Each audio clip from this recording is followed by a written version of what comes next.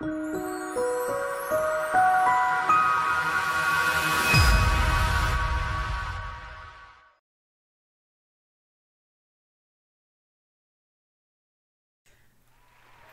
po ang ating Panginoon at magandang gabi po sa bawat isa po sa inyo. Salamat po sa ating Panginoon na tayo muling nagkasama-sama, and of course, no, for tonight, we will have a short parang studies din ng salita ng ating Panginoon. Ngunit gusto rin po natin at the same time magbalik tanaw dun sa nakaraan na napag-aralan po nating series, and how we pray and desire na ito nga ay patuloy na nakakatulong po sa atin upang tayo po ay umabot ng tinatawag po ng mga kaluluwa. Alam po ninyo, sa panahon po na ito, napakahalaga po ng pagbabahagi ng tinatawag na mabuting balita with all of the signs that has been happening, no, around us, no, especially in relation to the biblical prophecy. Ito dapat yung nag-uudyok sa atin na patuloy po na magbahagi ng mabuting balita ng ating Panginoon, sapagkat ating po nga napapatunayan kung gaano po katapat ang salita po ng ating Diyos na buhay. Sobrang tapat at kanyang tinutupad, higit lalo sa ating makabagong panahon po na ito, ang bawat pangako ng ating Panginoon at bawat po mga propesiya, no, na banggit, na itala, na isulat po sa pamamagitan po ng aklat po na ito ng ating Panginoon.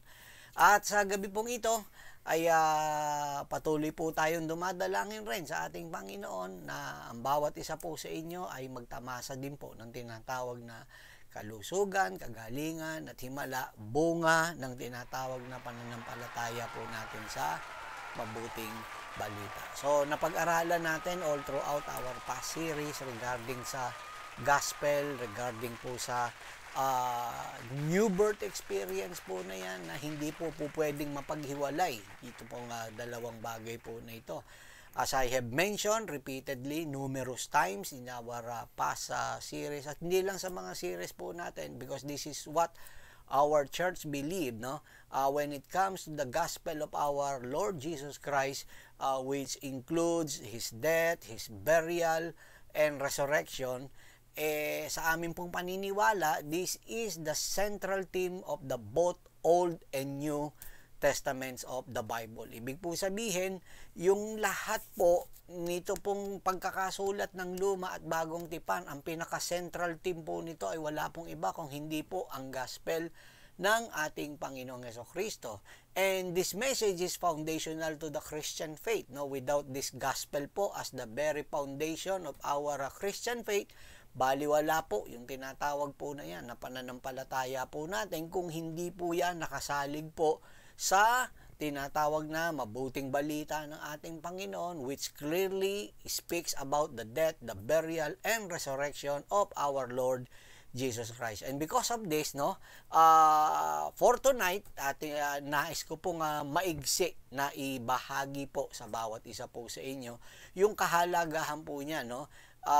Because of this, no, ito pong tinatawag po na how shall I say this, no? Parang itong na rin at the same time yung gusto kong ibigay po na title, The 7 Immense Significance of the Gospel, syempre po, in the lives of believers. Ano po ang kahalagahan po nito, no? Ang napakalaking kahalagahan nito pong tinatawag po na mabuting balita sa buhay po natin. Kagaya ng sinabi ko po sa inyo, when we talk about the gospel, it talks about the death, the burial, and resurrection of our Lord Jesus Christ. Pero hindi po pwede po na mawala po ron at hindi po nakakonect yung tinatawag po na kahalagahan po nitong mabuting balita sa buhay ng mananampalataya. Kung ito po ay sa Luma at Bagong Tipan, the central theme of the Bible is none other than the gospel of our Lord Jesus Christ. I-explain ko po sa inyo later kung paano po nangyari po yung bagay po na yan. How does the gospel become the central theme of both Old Testament and the New Testament of the Bible, no? Pakikita ko po sa inyo briefly, hindi naman po ganon ka-intensive yung pag-aaral po natin para po sa gabi pong ito. A very brief, no, parang studies. Yan, ang pinakamaganda na magamit po natin, no, na pagsasaluhan po natin sa gabi pong ito. So, let me share with you these 7 important things po na ito na masasabi ko po na koneksyon dito po sa buhay po natin. Okay, so let's get started po para sa simple lamang po na to. Para po sa gabi lang po na to ha. Okay, and then as I have mentioned, last week po, nagpe-prepare po ako ng series na susunod po, no? At hindi ko lang alam kung next year na natin yun mauumpisahan, no? Or po pwede rin naman maumpisahan din within this year, or perhaps magkaroon tayo ng ibang short series with this how many weeks na lang natitira for this 2023 po na ito, no? So ang importante po, patuloy po tayo nag-aaral at patuloy nawa tayong lumalago po sa salita ng ating Panginoon habang inaantay po natin ang kanyang napakalapit po na pagbabalik. It is also my heart desire na makabalik na rin po tayo sa pag-aaral po natin sa prophecy, sapagkat yan ang isa sa pinagmulan po ng ating ito pong online service po natin na ito. That's why this YouTube channel po has been birthed because of those subjects po na yan, no? In particular, large, if you will look in our videos here in our official YouTube channel po na ito, large part ng ating pong studies na ginawa po rito ay may kaugnayan po sa tinatawag na biblical prophecy. And now, going back dito po sa gabi pong ito, no, masyadong dumadami ang aking mga ibahagi po sa inyo. Talakayin po natin ito pong 7 bagay po na ito na binabanggit ko nga, no, the 7 immense significance of the gospel in the life of believers. Ano-ano po ito, no? Kasi po, kaya ko sinabing hindi po pwede po na hindi maikonekta ang buhay po ng mananampalataya dito sa mabuting balita because of these 7 good reasons, I may say, no? First, unang-una po, ito pong tinatawag na Old Testament foreshadowing, no? If you look at the scriptures dito po sa Bible po, no, ito pong tinatawag po na when you say Old Testament foreshadowing, it's just like na parang parang anino po siya, no,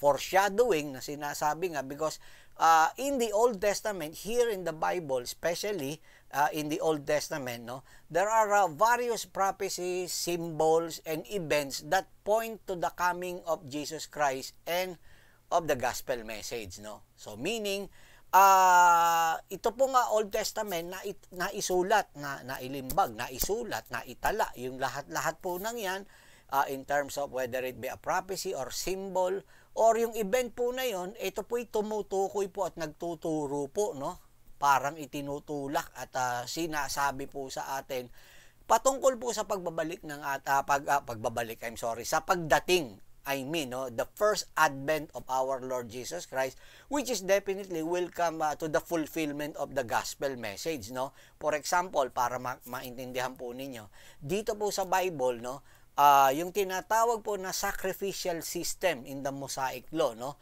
in the Old Testament, no, with its blood offering, pagkatapos yung Passover lamb, lahat po ito, it foreshadows Jesus' role as the ultimate sacrifice for the forgiveness of sin.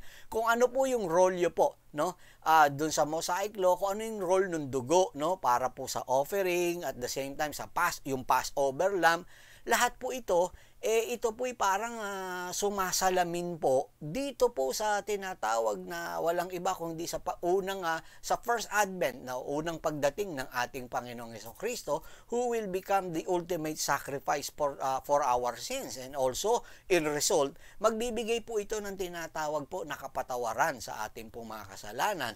And if you will look at the history, no, of Israel, no, yung kanilang exile and return, like for example the Davidic covenant, no, and the suffering servant, no, passages in in the book of Isaiah in the Old Testament, lahat pong ito, all of this, ito po'y meron pong contribution, no, para po dito sa tinatawag po na anticipation of the coming Messiah.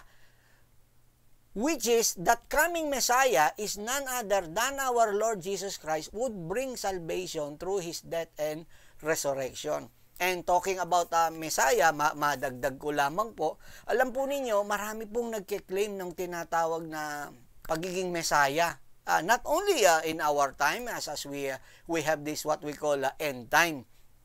Well, in fact, kahit nga po during the time ng ating Panginoong Jesucristo, ang dami po na nag-aantay sa tinatawag po na Messiah po na yan. At kahit po sa parang masasabi po natin, during the time na si Jesus Christ in His earthly ministry, marami rin po na nagkiklaim na mga sila po yung Messiah. Totoo po yun, no? Pero napatunayan po na sila po ay hindi po mga false Messiah, and therefore, ito po yung mga Messiah, ayan, tinatawag, hindi po Messiah. So, going back, no, the Davidic Covenant, their exile and their return, yung mga ano po na yan, writings po na yan, no, and the suffering servant as described in all of the pages in the book of Isaiah, lahat-lahat po ng ito, meron po itong tinatawag na contribution para po dito sa anticipation, no? Dito po sa Messiah, which is none other than our Lord Jesus Christ, no? Which is will happen through His death and resurrection. So makikita ninyo, unang-una, ito pong Old Testament is foreshadowing po, no, dito po in the scriptures, no, in the Old Testament, ito pong si Jesus Christ, no, ng ating Panginoon. And then another thing, in the Bible, no, the death, the burial and resurrection of Jesus Christ, no,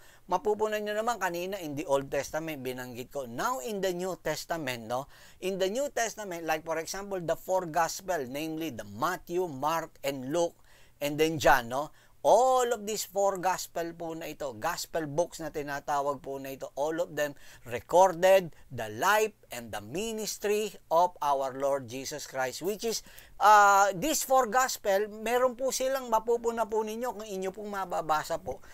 Meron po silang tinatawag po na significant focus, no?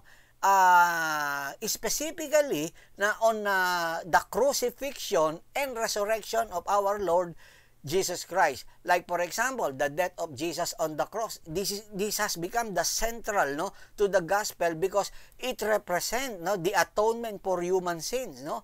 Kaya po 'yan nangyari, naganap, no. Ito po yung tinatawag po na papawi, no, at tutubos sa ating pong mga kasalanan. Yan ang kagandahan po niyan. Well, in fact, no, kung ating pag-aaralan po, prophetically speaking, yan po ang kauna-unahan po na propesiya sa Biblia na naitala in the book of Genesis chapter 3. Talagang sinasabi puro, no? Let me read this, no? Hindi ko lang po maipapakita po sa inyo, but you can read this, no, para po sa sa inyo pong pag-aaral po. In Genesis chapter 3, no? Verse 15, ito po ang pagkakasabi po. Let me read this, no? And I will put enmity between thee and the woman, and between thy seed and her seed, and it shall bruise thy head, and thou shalt bruise his heel. Yan ang sabi pong gano'n ng ating Panginoon, no? And I will put enmity between thee and the woman, between thy seed and her seed, it shall bruise thy head, and thou shalt bruise his heel. This is the first Bible prophetic na word na naibigay po, no, wherein it talks about yun sa salvation po na tinatawag po na yan, na napakahalaga po, no, para po sa atin. Bakit ko po naibigay po ito? Sapagkat pag pinag-usapan natin, alam ng dyablo na walang iba kung hindi si Satanas, na ang magwawakas at ang tatapos dun sa kasalanan na kanyang naipunla sa halaman na ng Eden po na yon sa pamamagitan ng pagsuway nito pong unang tao na si Eva at si Adan, ay wala pong iba kung hindi nga po ang pagparito po ng ating Panginoong Hesukristo. So it talks about, of course, the death of our Lord Jesus Christ, no? Ito po'y tumutukoy yung mga wika po na yan in Genesis chapter 3 verse 15. As I have mentioned, diyan po magkakaroon ng katuparan. That is why from that moment na na-pronounce po yung prophecy po na yon, talagang ang dyablo po ay gumagawa ng pagkakataon para po mahadlangan ito pong tinatawag po na pagparito nung tinatawag na tagapagligtas. Walang iba kundi ang ating Panginoon. Of course, magkakaroon po ng atonement for our sin. Kaya marami pong opportunity na ginawa ang kaaway na para mapigilan niya po ang pagparito po nung ating Panginoong Jesucristo. So, His burial symbolizes, of course, yung complete identification with humanity, and His resurrection, the resurrection of our Lord Jesus Christ, demonstrates His victory over sins and death na tinatawag po na yan. So yan po yan, kaya makikita ninyo, napakahalaga po, may kaugnayan sa ating po mga buhay, ang tinatawag na mabuting balita ng ating Panginoon. And then, yamang nabanggit ko lang itong death, burial, and resurrection. Siyempre, ito na yung pangatlo, salvation and forgiveness. Because the gospel of our Lord Jesus Christ is very essential to the life of believers, no? Because it offers salvation and forgiveness. Sa pamamagitan ng kamatayan ng ating Panginoong Jesucristo sa cross of Calvary, ang ating kasalanan ay nabayaran na po. Ang ating mga kasalanan ay natubos na po. And not only that, no? Immediately, no, after po na tayo po'y mapatawad sa ating po mga kasalanan, matubos po tayo sa ating po mga kasalanan, ang nangyari po dyan, sumunod po ay na-reconcile po tayo sa ating Diyos, no? So, makikita ninyo, ang power po ng gospel, nakapagre-reconcile po yan. Kung noon ang kasalanan ay nakapagpapahiwalay sa Diyos at tao, ngunit sa pamamagitan ng kamatayan ng ating Panginoong Jesucristo, tayo naman po ay nagkakaroon ng pagkakataon na mapapanumbalik po sa ating Diyos na buhay. Kaya ganyang kahalaga po yan. And also the resurrection of our Lord Jesus Christ, ito po'y nakapagkakaloob. It provides assurance of eternal life. Yan. Sabi ko nga, no, nung, if you remember last week, no, nabanggit ko paulit-ulit, the resurrection seals everything, no? Whatever na promise ng Panginoon from the scriptures, nagkaroon po ito ng tinatawag po na fulfillment, and at the same time, no, napatunayang tapat at totoo ang bawat salita ng ating Panginoon. So kaya tayo mga mananampalataya, nagkaroon tayo ng tinatawag na pag-asa at nagkaroon tayo ng magandang kinabukasan. Pang-apat po, kapatid kaibigan, no? Sorry. Pang-apat po is New Covenant and Redemption. Kasama po yan. Kaya connected po sa mananampalataya na naman. It is because through Jesus' death and resurrection, ito po mismo ang, how shall I say this? No? The term that would fit is the word usher, no? The death, no, and resurrection of our Lord Jesus Christ ushers into in the New Covenant, tayo ng mga mananampalataya, which prophesied in the Old Testament, in particular, no, in the book of Jeremiah, chapter 31, which is the New Covenant. Ito po yung nakapag-provide po sa ating po mga mananampalataya na magkaroon po tayo ng new relationship with God. Kasi nung araw, wala tayong pakialam sa Diyos eh. Basta pag sinabing Diyos, tama na, stop muna tayo dyan, no? Pass muna tayo dyan. Parang basta Diyos ang pinag-usapan, pass muna, no? Pero sa pamamagitan nga nung tinatawag po na ito na ng gospel, nagkaroon po tayo ng tinatawag na bagong tipan, no? Bagong pakikipagtipan at tinatawag na redemption. Pag sinabing redemption, of course, ito po yung pagtubos nga po sa atin po, no? At dito po napatawad ang ating po mga kasalanan. Of course, yung lahat ng mga kautusan ng ating Panginoon, hindi lamang po dito na isulat na, ito'y nailalagay na po sa ating po mga puso, no? So, sa pamamagitan ng tinatawag na covenant po na yan, tayong mananampalataya, ay nagkaroon po tayo ng tinatawag na experience, no? Naranasan natin yung, nagkaroon tayo ng karanasan with this what we call redemption, at higit sa lahat, ito po transformation of lives. Napakahirap, kapatid kaibigan, magbago po. Kung hindi lang dahil sa ating Panginoon, totoo po yan. Lubhang napakahirap magbago. Try to imagine how like an adulterer transform her lives, no? Like for example, in the book of John chapter 9, makikita natin yung adulterer po ron, and even magmula nun, lahat ng may encounter sa ating Panginoong Jesucristo. That is why I am repeatedly saying, no, that personal encounter with our Lord Jesus Christ is so important, because it will bring change or transformation in our lives. Lahat po ng meron pong genuine encounter with our Lord Jesus Christ. Take note, genuine, no? Tinatawag na encounter with our Lord Jesus Christ, nagkakaroon po ng transformation sa buhay po nila. Whether you're a former adulterer, a former gambler, a former sex addict, or a drug addict, or an alcoholic, no? Or yung tao po na merong lubhang masamang pag-uugali, isa po ito sa napakahirap mabago po, pero ang pwede lang at maaaring makapagbago, yan ay walang iba kung hindi ang ating Panginoong Jesucristo sa pamamagitan ng iyong pagtitiwala sa mabuting balita ng ating Panginoong Jesucristo.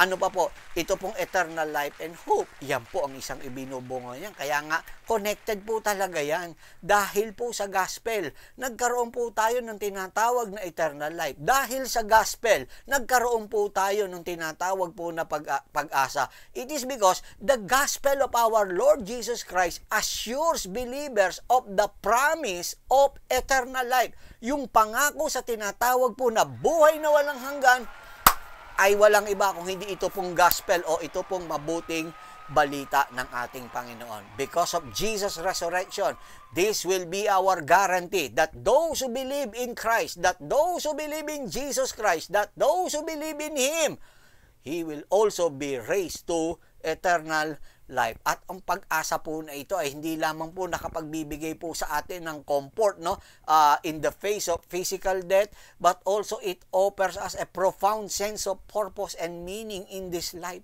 Alam po ninyo, kahit na anong yaman, kahit anong katanyagan, kahit anong kasikatan, kahit anong salapi, kahit na anong whatever na sabihin po natin, success na maranasan ng sino man tao, even though makapag-build ka ng matinding empire dito po sa mundo po na ito, whether it be in terms of finances po, no, talagang on the business side kilalanin ka because of whatever na build mo na empire. Tandaan po ninyo, yan po hanggang dito lamang po, kapatid kaibigan. Totoo po yun. Although sinasabi ko nga, maganda po, of course, meron tayong ma-achieve po dito sa mundo po na to. It is because, iba of course, syempre yung reward dito sa lupa because of whatever achievement, success, or whatever na narating po natin. Pero, meron pong tinatawag po na buhay na walang hanggan na tinatawag. At yan po ang naibibigay po ng mabuting balita sa bawat isa po na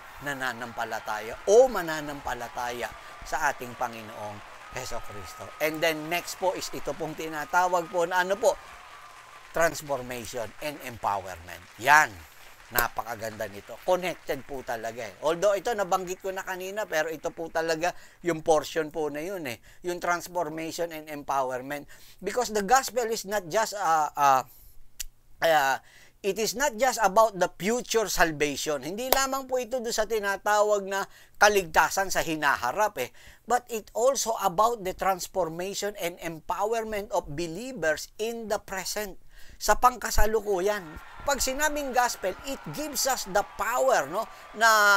The power in this present na ma-transform po yung buhay po natin. Kanina nabanggit ko na former addicts, no, or alcoholic or whatsoever na masamang pag-uugali, ang pupwede lamang po makapagbabago po niyan ay walang iba kung hindi ang ating Panginoong Jesucristo. Tunay po.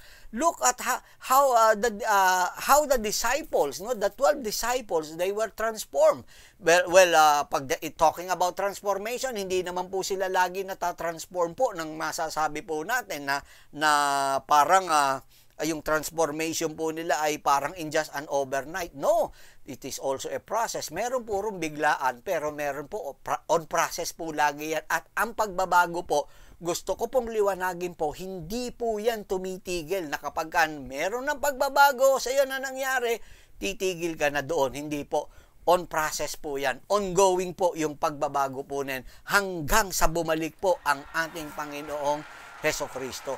Yan po yan, no? So that is why sa atin po mga buhay po, binabago tayo ng ating Panginoon not because of us, no? Of our own power, no? Of our own ability. Hindi po yun.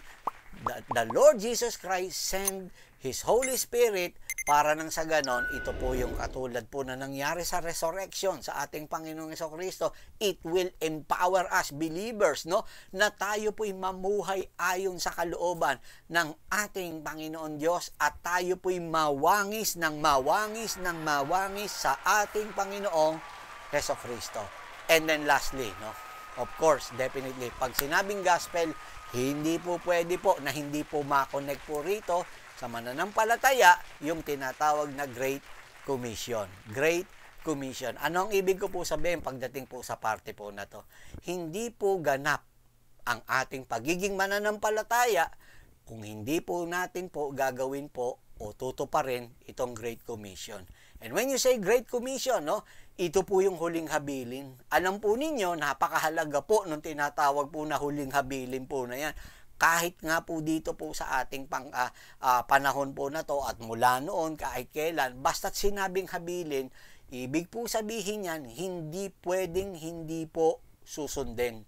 So like for example, talking about Great Commission, hindi po pwedeng hindi po susundin po ito pong Great Commission po na ito. It is because inihabilin po ito, tinagubilin na ng Panginoon, hinabilin na ng Panginoon ang kanyang mga alagad, in-instruct ng ating Lord na in Matthew chapter 28 verse 18 to 20, nandun na instruction about this Great Commission. Sinabihan niya yung mga alagad, no, go and make disciples of all nations, baptizing them. Tingnan niyo sabi, baptizing them in the name of the Father and of the Son and of the Holy Spirit. So, itong utos na ito ng ating Panginoon, ito po masasabi po natin, itong highlights na to, no, na utos ng ating Panginoon, ito po yung dito po kakalat at aabot ng maraming kaluluwa na ililigtas ng ating. Pag tumigil po ito, maniwala po kayo, pag tumigil po ito, ibig po sabihin, titigil po ang pag-evangelize. Pag tumigil po ito, titigil po ang mga maliligtas. Pag tumigil po ang Great Commission, titigil po ang mga mababagong buhay. Pag tumigil po ito, matitigil rin po pati po yung empowerment ng ating Panginoon. Kaya napakahalaga, kapatid kaibigan po, nito pong tinatawag na Great Commission na ma-fulfill at magkaroon po ito ng katuparan. It is because, no, this Great Commission emphasized the significance of the death, the burial, and resurrection of our Lord Jesus Christ in the life of believers. So in closing, I would like to share with you, no, sa pagtatapos po na to, na ang gospel ng ating Panginoong Jesucristo with its central theme, this death, burial, and resurrection, it serves as a linchpin or the cornerstone that connects the Old Testament and the New Testament. It is the message of hope. The gospel is the message of hope. The gospel, no, talks about salvation. At ito pong gospel po na ito, definitely, it is the message of salvation, the message of hope, the message of forgiveness, and transformation for believers. Yan, yung pagbabago po na. So, this gospel message not only shaped the Christian faith, but it also guides the lives of believers. Ito po mismo gumagabay sa buhay po natin bilang mananampalataya. And this gospel offers us eternal life, purpose, no, and empowerment to live in accordance with God's will. So, if you have any question, comments, and disagreements or amens, no, please feel free to comment below. And if you have any enlightenment, encouragement, or inspiration about this video, kindly leave also any enlightenment, no, and encouragement or inspiration in our in this video, no. So kindly leave your comment here, no. So maraming salamat po. Sumama po kayo sa ating pong maikling pagtalakay po na ito, at hari nawa nakapagbigay po kami sa inyo ng pagpapala, no. And of course I speak blessing, power, and favors and provision. And this coming Sunday, nais ko po kayong anyayahan sapagkat ang tatalakayin ko naman po para po dito sa ating Sunday online service ay pinamagatan po nating let's talk about stress. Ayan, kung ganda po. Lahat ng mga usaping stress. Actually, no, gagawin po natin 2 parts po ito, part 1 and part 2. But the first part nito, let's talk about stress, we will discuss that this coming Sunday. So wag po kayong mawala para po dyan sa pagtalakay po natin yan. let's talk about stress. Although, ito po yung karugtong po, nito pong sa tinalakay ko po nung last face-to-face po natin at pati nung online service natin, magkakarugtong po sila. But of course, makaka-relate po tayo rito. Not only the ministers are under stress, but lahat po tayo. Meron sa inyong nanonood, alam ko stress ka sa oras po na ito. Kaya para po sa atin ang paksa po na ito this coming Sunday. Well, that's the word of the Lord for tonight here in our TNT Online. Until next week, God willing, this is Pama speaking for Jesus Christ, one God, one Gospel Church, saying, may the peace of God which surpasses all understanding guard your heart and mind through Christ Jesus our Lord. God bless you and good night.